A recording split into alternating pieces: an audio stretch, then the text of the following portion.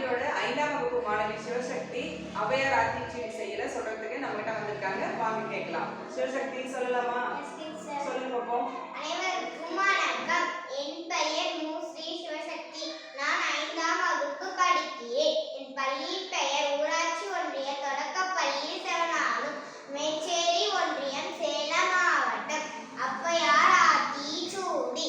அறம் செய்ய விரும்பு, ஆறுவது சினம், இயல்வது கரவேல், ஈவது விளக்கேல், உடையது விளம்பில், முக்கமது கைவிடேல், என்னெழுத்து இகழேல், ஏற்பது இகழ்ச்சி, ஐயமிட்டு